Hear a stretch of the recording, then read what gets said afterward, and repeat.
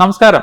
നമ്മൾ വാങ്ങുന്ന വീടിന്റെ വില കൂടണമെന്ന് എല്ലാവരും ആഗ്രഹിക്കും. താമസിക്കാൻ വേണ്ടി വാങ്ങുന്ന വീടിന്റെ വില കാര്യമായിട്ട് കൂടിയില്ലെങ്കിലും ഇൻവെസ്റ്റ്മെന്റ് പ്രോപ്പർട്ടിയുടെ വില ഒരിക്കലും കുറയരുതെന്ന് നമ്മൾ ആഗ്രഹിക്കും. കാരണം ഇതൊരു വലിയ ബാധ്യതയായി മാറും.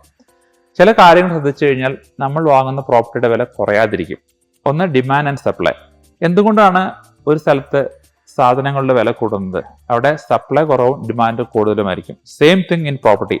നമ്മൾ ഒരുപാട് സപ്ലൈ ഉള്ള സ്ഥലത്ത് പോയി ഒരു വീട് വാങ്ങിക്കഴിഞ്ഞാൽ നമ്മുടെ വീടിന്റെ വില കുറയാനാണ് സാധ്യത, കാര്യമായിട്ട് കൂടാൻ സാധ്യതയില്ല. കാരണം ഒരുപാട് അവൈലബിലിറ്റി അവിടെയുണ്ട്. രണ്ടാമത്തെ ഒരു കാര്യം എന്ന് പറയുന്നത് മീഡിയൻ വാല്യൂ. ഒരു ഏരിയയിൽ ഒരു പ്രോപ്പർട്ടിയുടെ വില, ഒരു ഉദാഹരണം പറഞ്ഞ് $8 ലക്ഷം ആണെങ്കിൽ 4 ബെഡ്റൂമിന്റെ, അവിടെ നിങ്ങൾ പോയി ഒരു 6 ലക്ഷത്തിനൊക്കെ ഒരു പഴയ വീട് വാങ്ങുകയാണെങ്കിൽ അവിടെ വില കൂടാനേ സാധ്യതയുള്ളൂ. അപ്പൊ അവിടെ കിട്ടുന്ന റെന്റും ഏകദേശം 4 ബെഡ്റൂമിന്റെ ആ ഏരിയയിലെ വീടുകൾക്ക് 650-700 ഒക്കെ ആണെങ്കിൽ നിങ്ങൾ ആ വീടിന് അത് റെന്റും കിട്ടും, വില കൂടാനുള്ള സാധ്യതയുണ്ട്. ഇനി ഉള്ളത് ലാൻഡ് ടു അസറ്റ് റേഷ്യോ. അതായത് നിങ്ങൾ ഒരു പ്രോപ്പർട്ടിക്ക് പൈസ കൊടുക്കുമ്പോൾ കൂടുതലും ലാൻഡ് കണ്ടന്റിനായിരിക്കണം നിങ്ങൾ പണം കൊടുക്കേണ്ടത്.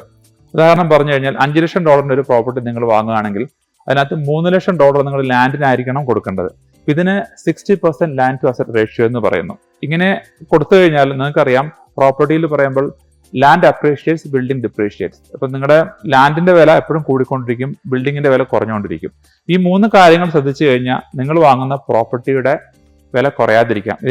ഇതിലും കൂടുതൽ കാര്യങ്ങൾ നമുക്ക് പറയാനുണ്ട്. അടുത്ത വീഡിയോയിൽ അത് കാണാം. അപ്പോൾ നന്ദി, നമസ്കാരം.